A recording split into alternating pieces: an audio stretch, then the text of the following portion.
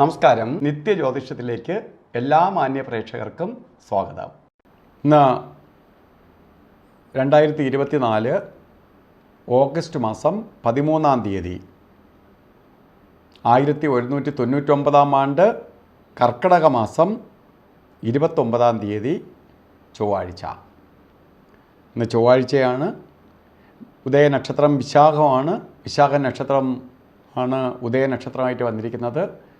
ചൊവ്വാഴ്ചയാണ്. അപ്പോൾ ഇന്ന് നക്ഷത്രം നമുക്ക് അനുകൂലപ്രദമാണെങ്കിൽ പോലും ആഴ്ച അനുകൂലപ്രദമല്ല. ചൊവ്വാഴ്ച ഇന്ന് അഷ്ടമിയാണ്, തിഥി. അപ്പോൾ അഷ്ടമി തിഥിയും കൂടി വന്നിരിക്കുകയാണ്. അപ്പോൾ കുറച്ച് കഷ്ടത തരുന്ന ദിവസമാണ്. വളരെ ശ്രദ്ധിക്കണം. കാരണം പോകുന്ന കാര്യങ്ങൾക്ക് പരാജയം ഉണ്ടാവാം. അതുപോലെ ഇറങ്ങുന്ന കാര്യങ്ങൾ ഇന്ന് ഓരോരുത്തരുടെ ഇടപെടുമ്പോഴും വളരെ സൂക്ഷിച്ചിടപെടണം.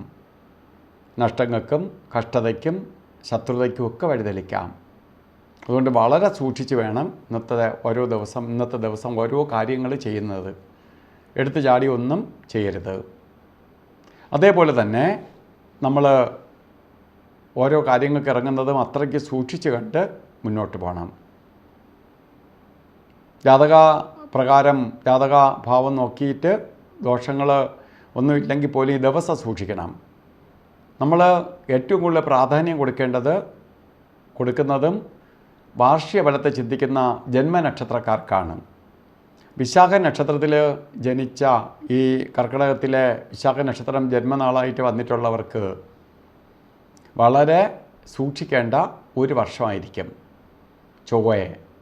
ചൊവ്വ അഗ്നികാരകനാണ്. തീപ്പൊള്ളലേക്കാം, ഇലക്ട്രിസിറ്റിയാൽ അപകടങ്ങൾ വരാം, സർജറിക്ക് വിധേയമാവാം, ആക്സിഡൻ്റ് ഉണ്ടാവാം, കേസ് വഴക്കുകൾ വന്നു ചേരാം, ശത്രുക്കളുടെ എണ്ണം വർദ്ധിക്കും.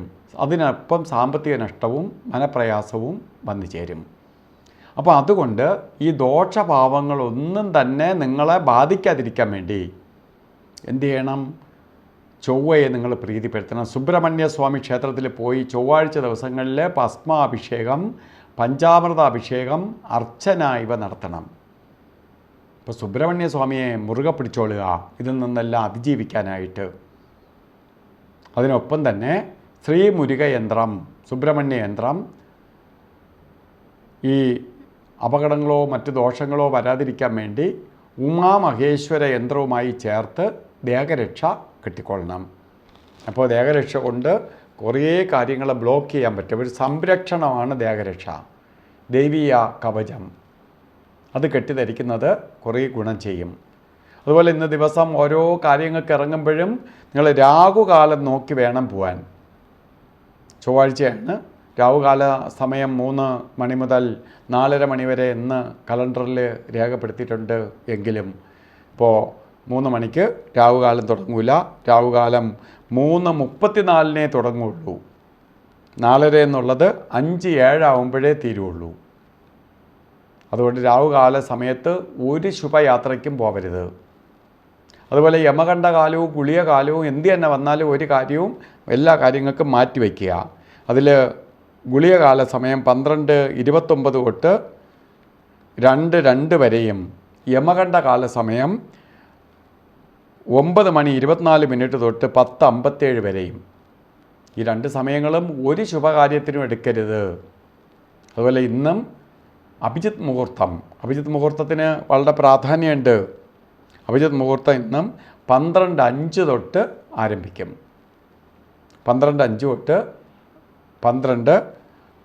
തൊട്ട് ആരംഭിക്കും. 12:53 വരെ 48 മിനിറ്റ് നേരം അഭിജിത്ത് മുഹൂർത്തമുണ്ട്. ഇന്ന് എന്തെങ്കിലും കാര്യങ്ങൾ ചെയ്തേ തീരുള്ളൂ എന്നുള്ളവർ അഭിജിത്ത് മുഹൂർത്തം എടുത്ത് ഓരോ കാര്യങ്ങൾക്ക് എടുക്കണം, ഓരോ കാര്യങ്ങൾ ചെയ്യണം.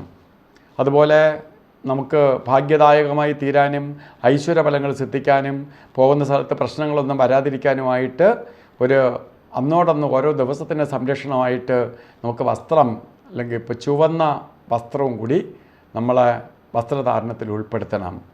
അത് ഡ്രസ്സായിട്ടോ അല്ലെങ്കിൽ കർച്ചീപ്പായിട്ടോ മറ്റെന്തെങ്കിലും കുറിയായിട്ടോ ചുവപ്പ് നമ്മളിൽ ഉണ്ടാവണം. അത് നമുക്ക് ഭാഗ്യദായകമായ അവസ്ഥയെ പ്രദാനം ചെയ്തു തരും, ദോഷങ്ങളെ ലഘൂകരിക്കും.